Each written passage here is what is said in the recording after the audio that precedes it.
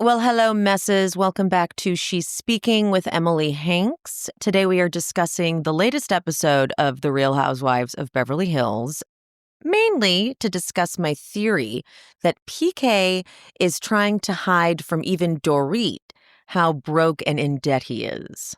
So if that sounds interesting to you, keep watching. If you are not already subscribed, welcome. My name is Emily, and I recap the latest reality TV shows, and I also wrap up the week's entertainment news live here on YouTube every Sunday at 10 a.m. PT. So subscribe, hit the notification bell, like this video, drop a comment, and let's do it.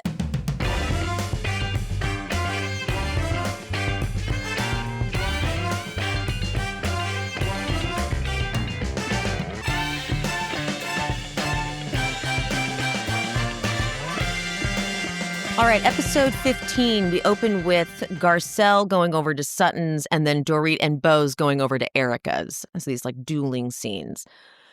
Dorit goes, I had dinner with Garcelle. And she said, Dorit, you mentioned the drinking thing. You know Sutton's sensitive about it. And Erica goes, I'm just going to stop you right now. What about what was done to me?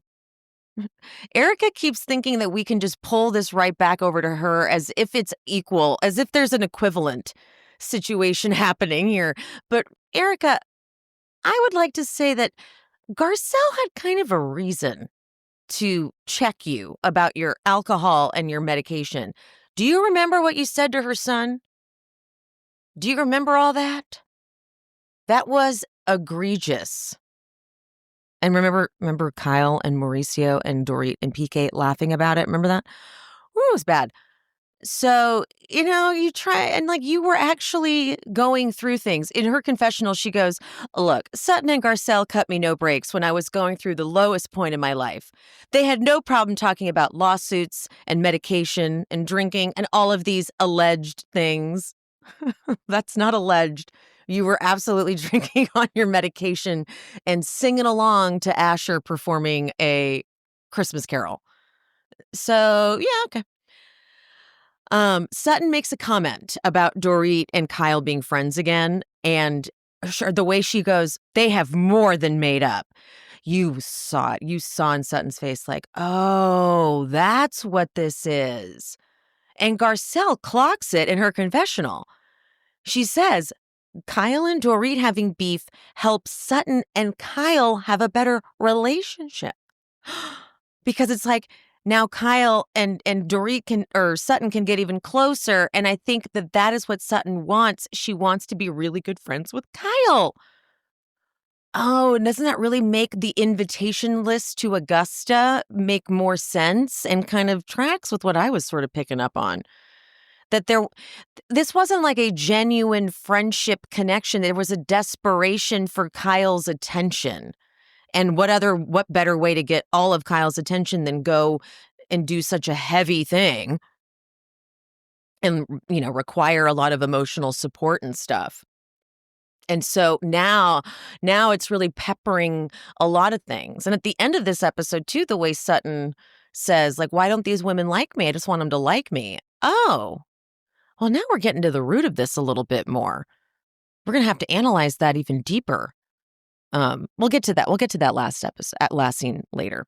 See, then this is another time where Garcelle tries to do clearly what Sutton and Garcelle have both been doing, but then Sutton backs out of it. So Garcelle starts putting the jokes out about Mauricio and how it sucks to see photos of your ex making out with some child.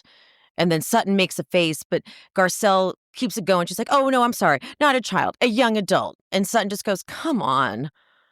And the way she was acting all coy and timid, didn't want to touch it. I'm like, we just saw you film a scene talking about how get your dentures out or whatever. She's half your age. Maybe that was in the after show. But no, it wasn't. So it's just weird how Sutton picks and chooses when she's going to go all in because she goes heavy for Kyle. Think about last season. Last season when she was like, is there a problem with your marriage? And then when Kyle's like, I said we haven't had a good time. Is that not enough? And Sutton just goes, sure. And then later when she was like, you already lost 2 sisters. You want to lose a third? Ooh. So it's just odd. It's a really weird thing that then Sutton wants to back off and kind of makes Garcelle look bad, you know? And then because Garcelle then brings up, why can we talk about Mauricio, but we can't talk about Morgan? And then Sutton like crafts a way that they could bring it up. Well, I kind of want to respect her privacy. I will say, I love that Garcelle calls out Sutton. That shows that that Garcelle isn't just that friend that Rinna was to Erica during that horrible time where they just pretended things weren't happening that were right in front of them. That drove me nuts. Garcelle will say, it seems like you're afraid of her. And also, when Garcelle in her confessional says, Sutton is definitely scared of Kyle, although she says she doesn't bow down, she bows down. And it's funny, wasn't like the very first line of this season's trailer, Sutton saying, I will not bow down to the altar of Kyle Richards. I think I just butchered that line, but it was something like that. Just because bow down caught in my head. But yeah, Sutton's like, I think the way we introduce it is, hey, look, we see you had a great weekend and the press and at Morgan's concert. And then Garcelle's like, and then I would say, how's that? Don't even say that. Don't even say that. Just introduce it and see if she, and then Garcelle goes, volunteers the information? Yes, thank you. I'm trying to map this out for us because I don't want to make her angry. Again, very confusing. Very confusing. You kind of poked at her quite a bit. Remember when you said the whole infidelity thing? You said you had infidelity in your relationship. Right? When we first worked on merch for this show, we worked with a company that did everything. They designed the merch and they also created a storefront. Well, when we got the storefront mock-up, we looked at each other and said, this isn't it. There was nothing customized with the storefront. It just looked like a typical template landing page. So I suggested we go with Shopify. I had used Shopify when I was trying to be a drop shipper back in 2020, and I remembered how easy it was to play with the templates Shopify has built in. And honestly, when you think about businesses that are selling through the roof like Skims or Allbirds, yes, they have a great product and a cool brand, but an often overlooked secret is the business behind the business that makes the selling and the shopping and the buying more simple, and that's Shopify. Shopify is home of the #1 checkout on the planet. Shop Pay boosts conversions up to 50%, so way less carts go abandoned and way more sales going up. Upgrade your business and get the same checkout we use with Shopify. Sign up for your $1 per month trial period at shopify.com/shespeaks, all lowercase. Go to shopify.com/shespeaks to upgrade your selling today. Shopify.com/shespeaks. Okay, Bose goes over to Kyle's house, and I thought this was really cool because Bose says in her confessional that Kyle made a point to say that it doesn't feel like I've tried to get to know her, and so here I am. And Kyle, right away, Kyle's like trying to just kind of maybe give Bose more of a background on her, but she gets emotional like instantly.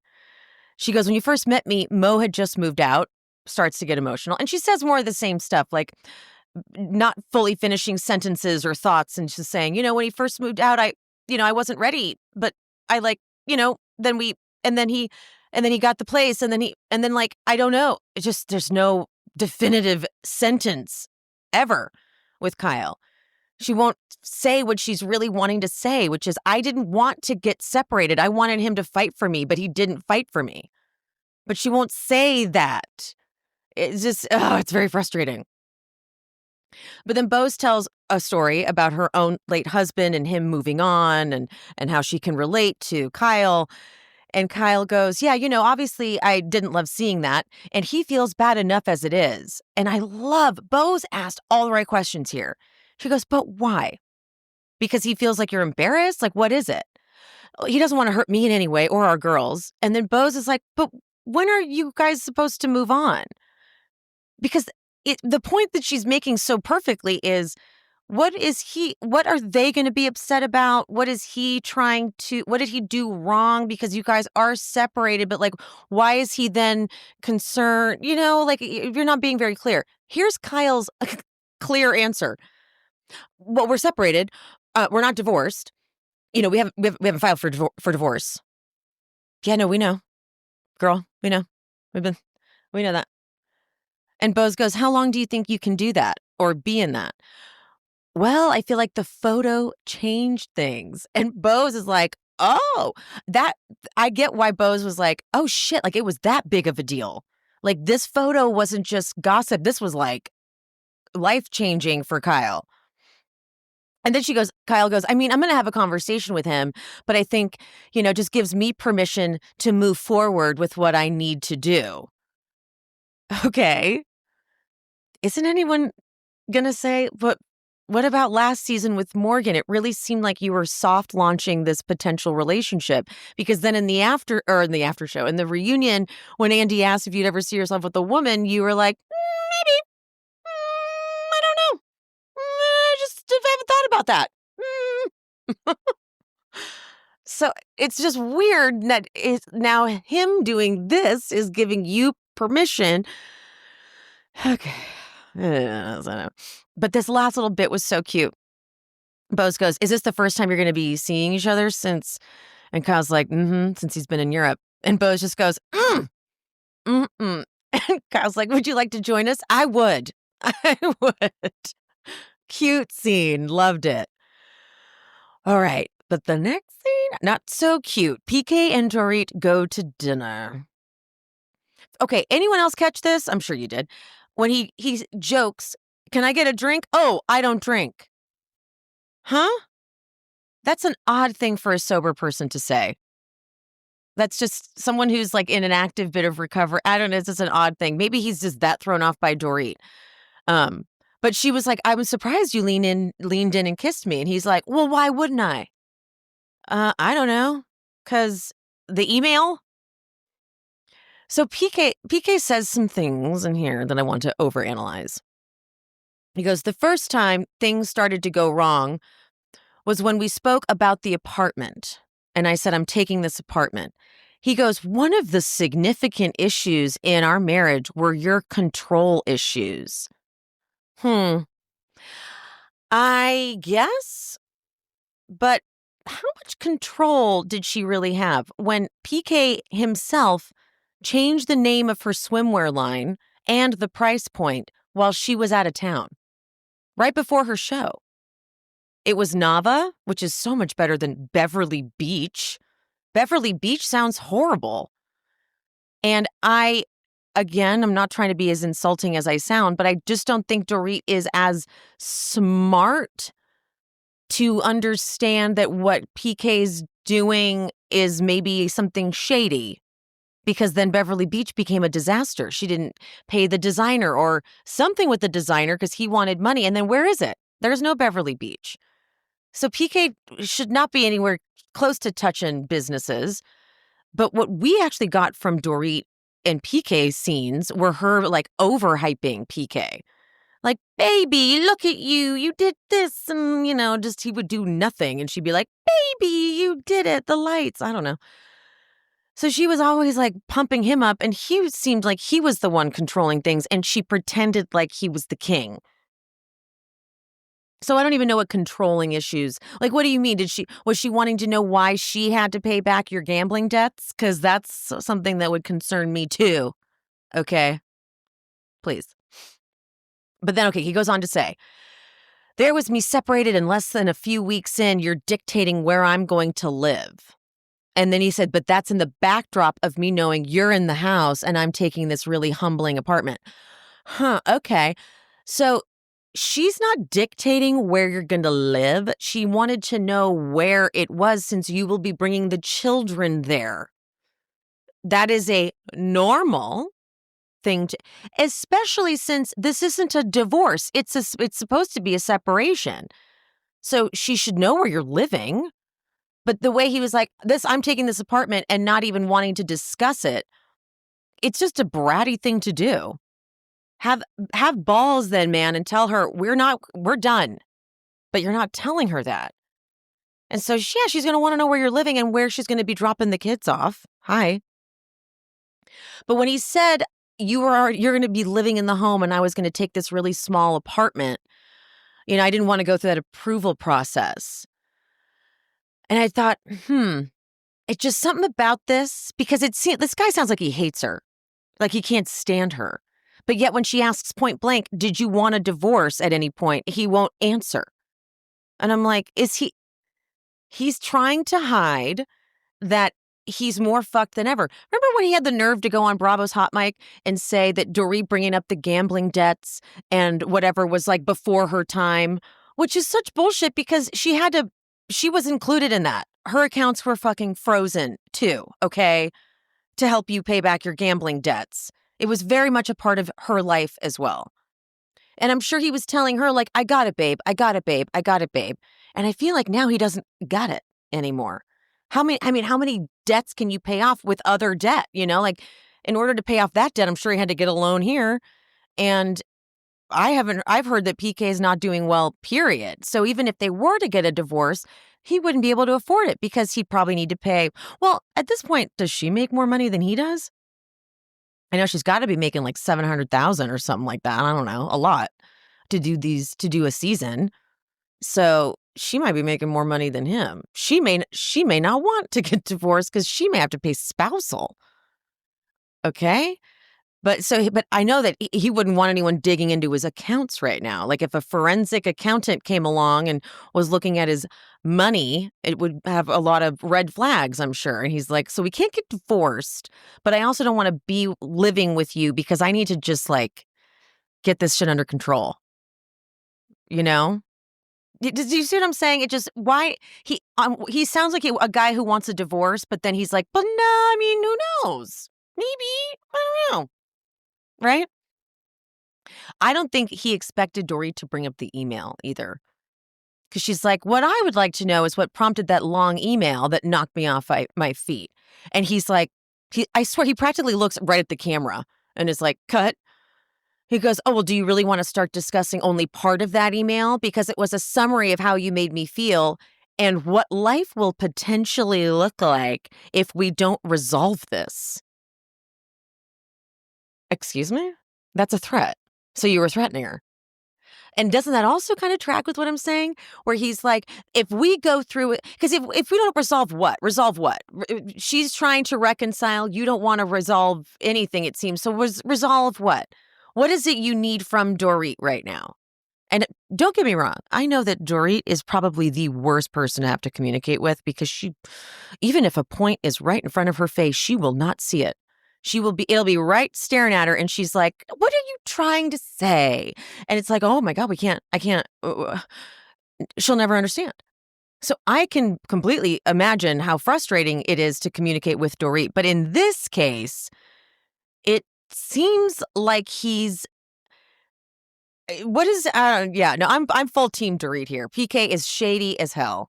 And I know people want to say that they believe that they're in on this whole separation storyline just so that Dorit would keep her spot on the show. However, they were kind of not doing well last year. So this is a long con to just have a storyline. And also they have kids. I have a hard time believing that they would do this with children. But I mean, in my opinion, he did set up a robbery. I feel like he set it up for insurance or something, but that's another scandalous take I have. But I don't think it's even scandalous actually. At this point, I've seen so many people comment it. There was something so sketchy about it, and he should have been so much more traumatized, just like Dorit. He could have almost lost his wife and children, honestly. It should be as haunting for him as well. But I think that because he was like the way he was getting annoyed with Dorit and the PTSD. Okay, interesting. He's like, I knew it wasn't going to happen. I knew they weren't going to kill her. I set the whole thing up is kind of the point, is sort of what it feels like. Anyway, we're going to keep moving on because that's a whole other can of worms. So when Dorit asks point blank, did you want a divorce at any point? And he goes, I believe that unfortunately, this is what ends a marriage. What? I believe that rather than bringing out the best in me, you bring out the worst in me. Oh, okay, so then you want to divorce. And then he keeps stalling. He's like, the reality is we have to co-parent and we have to keep it loving and kind. And so we have to work on getting back to a friendship. That's what we have to do. What? Okay.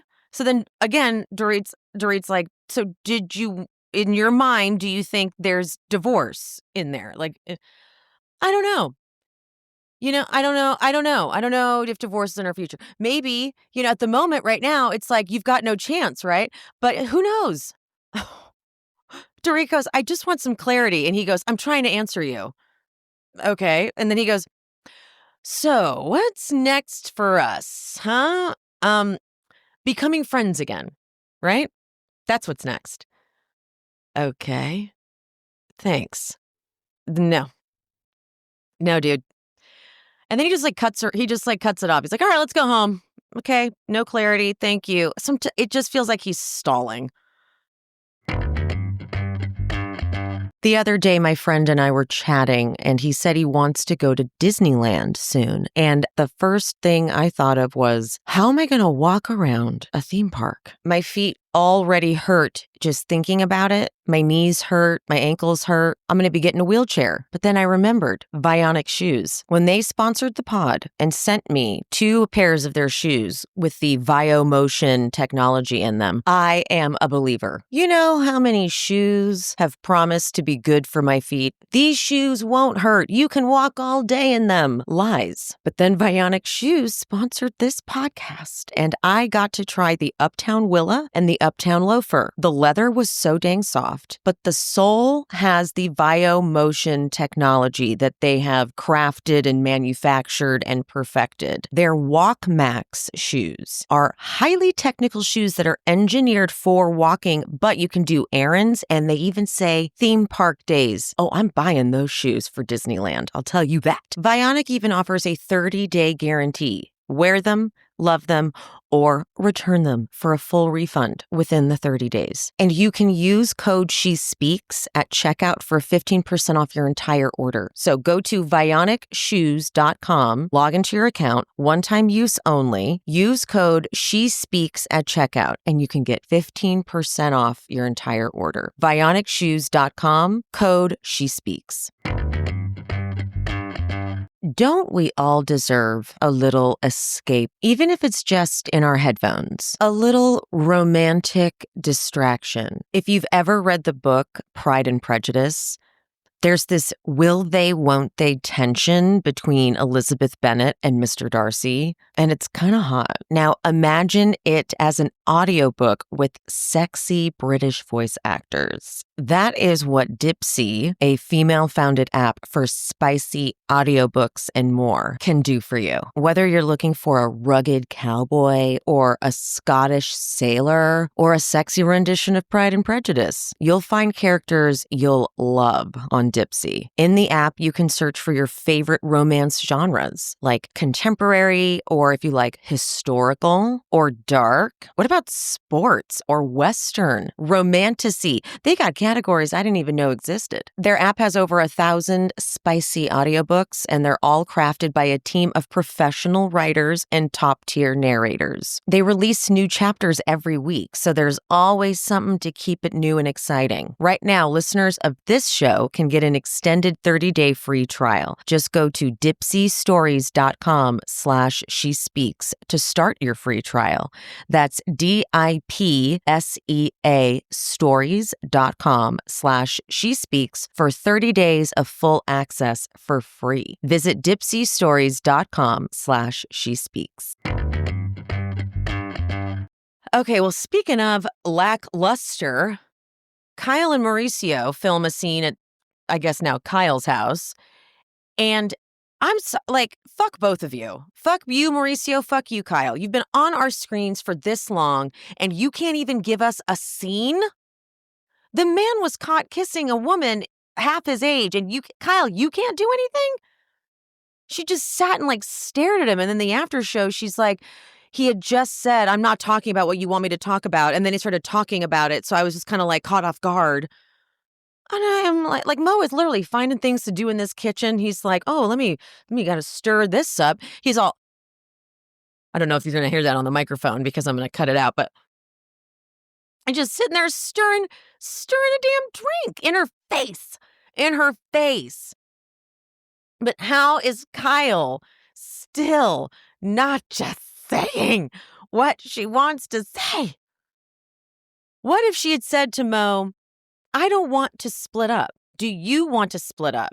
I wanted you to fight for it, and you didn't. And is that not what you want? Like, say it. Oh my God, instead we just get this. It's another one of the same scenes like we had at the gun range where she's staring at him and she's crying and she's like, it's not easy, it's not easy. And they got nothing. They had to throw in so many of her interview sound bites because the scene had nothing. It ends with him just hugging her and her crying. And nothing new was said. Why even film this fucking scene? Why? You should have had this conversation off camera. If it's just because he didn't want it to be filmed, why did you not just have this conversation off camera? I mean, I can't. Like, this was just such a letdown. Okay, wait. The place that they stay in St. Lucia is incredible. When every one of them opens up the doors to their villa, it's like ocean. Oh, so good. So good. Of course, Bose says the line that every single housewife says, even now. People were dragging Bose for saying it, but honestly, every housewife, even to this day, says, we're going to go, it's going to be no drama, we're going to have so much fun, it's going to be a good time. Like, that's what they all say. And of course, Bose also says, it's going to be fun, no fighting, it's too beautiful to fight there, whatever, blah, blah, blah. They always say that. Even long-running housewives. No drama at this event. Sutton, Garcelle, and Jennifer Tilly are in a villa. And this is where we got a little more insight into this. First she goes, Sutton's like, did I say even hi to Dorit? I mean, I was feeling some weird vibes. I don't know. Thank you, Jennifer Tilly. She goes, probably she feels weird because the last time you guys were together at the Caviar Caspia thing, you were at each other's throats. So that's probably why she feels weird. Like you should probably feel weird around her too. Garcelle makes fun of Sutton's eyes, though. Garcelle is like, Sutton's got the eyes, and she's like, Dorit's being weird. Sutton's eyes are a whole other thing this season, too. She has the crazy eyes. Like, remember what Megan said to Shannon? Crazy eyes. I got crazy eyes. Great. Sutton goes, I'm watching Dorit with Kyle, and they're just best friends. And I'm like, oh, wow. So it's like that triggering to her. She's like, I'm the better friend to Kyle. How come she doesn't want to be my friend more? And then Garcelle's like, but they've always been like that. They've always like fought and made up. And Sutton goes, the forgiveness factor just seems so easy. But with me, it's not like that. And Garcelle goes, honestly, I'm sure they think that we have that. Now, what's so beautiful about what Garcelle said here versus like the way Sutton's feeling is that for Garcelle, she's the main character in her own show, so she doesn't view them as better than. She views them as equal, like Kyle and Dorit and them. And like she likes Sutton the most, and so they're friends. And so we've got our own thing, they got their thing. As where Sutton views that other group as the group she still wants to be in with. But it's so weird because how do you want to be in with them, but you really hate them? Which is so what like the popular mean girl kind of concept is. Like when you're trying to break into that group, they're not nice. You don't do you really want to be friends with them? And also with Sutton's history, with how she doesn't have a problem bringing up shit that most people wouldn't because like that would make them mad, Like I know we applauded Sutton for bringing up Erica's lawsuits and things like that, but it's not going to make her friends with Erica, And so when she does stuff like that, and then she's like, all I said was, it's like, no. You kind of can't do both of those things. You can't want to be their friend, but then also do things that would make a person recoil, whether it's a right or wrong reason to recoil. But it's just, you know what I mean? But Tilly gets it. Tilly's like, no, I get it because they do have a little cliquey group and it's tough to crack. And then in her confessional, she talks about how She had this expectation of them all like being super good friends and having slumber parties, but there's such a history together that it does come off really cliquey. And then she admits, I'm intimidated because it's a little bit like the popular girls. I grew up in the 60s and I would always try to get in to the popular group, but they knew I was not one of them. And I thought, oh, that real Tilly's very open about that side of her. She'll even in the after show when Sutton was like, I mean, how if Dorit's really going through it, what's she doing showing up with this person, this outfit and whatever? And Tilly's like, I would. That's how I would do it. I would need to show up and show out and take out a line of credit and do it all. Sutton's talking like someone who hasn't been poor ever sometimes, as where Tilly's like, I have been and I know what it's like. And so she's just so honest about how she would love to be, in with the cool girls, but whatever makes people cool girls in comparison. It's an interesting thing, isn't it? But to see Sutton cries and everything. And she says, it's just been a long row with the girls. And she says the only person that truly supports me is Garcelle. Kyle won't even say, like, come on, that's enough. Dorit, come on, that's too much. But you say stuff too, Sutton. You say stuff too. Like the wallet line was pretty savage. Maybe some people thought it was fabulous. And I kind of don't really want to debate whether it was a good line or a bad line, but it was a line, it was a big one. Or when she said, I should have called you a fucking bitch. Oh, my God. Okay. So, it's not like Sutton doesn't do anything here at all. And actually, Kyle has followed out Sutton. Kyle followed out Sutton at Magic Mike. And Kyle does have a friendship with Sutton. They have a friendship, but it's something internally inside Sutton that she's trying to fill. So that inviting Kyle to the Augusta trip really makes more sense to me now. Because it's like she wants that connection with Kyle. She wants to know that she's the Dorit, I guess, even though like Kyle and Dorit they're not even really doing that great. But then, okay, Garcelle's confessional is interesting. She says, the $1 million question is, why does Sutton continue to stand up for Kyle when Kyle doesn't stand up for her? I kind of beg to differ, Garcelle. Sutton has been pretty savage to Kyle herself. Last season's a perfect example of that. It almost felt a little cruel. It's like, if this is your friend, what are you doing? And so the narrative that Sutton is just this really great, sweet friend to Kyle and Kyle doesn't defend her, I don't think that's totally accurate to the situation. But Sutton crying this last little bit and saying, I want them to like me so much and I can't get them to. That, breaks my heart because at the core of it, I can understand that. I can relate to that. And I've so been there. And I always sort of feel like I'm on the outside of whatever group there is. I've always felt that. Like, is everyone hanging out without me? Like, what about me?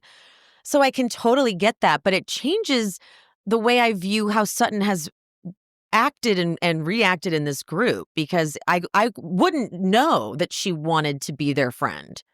I really wouldn't. I have no idea that that's what she was going for. So that was like news to me.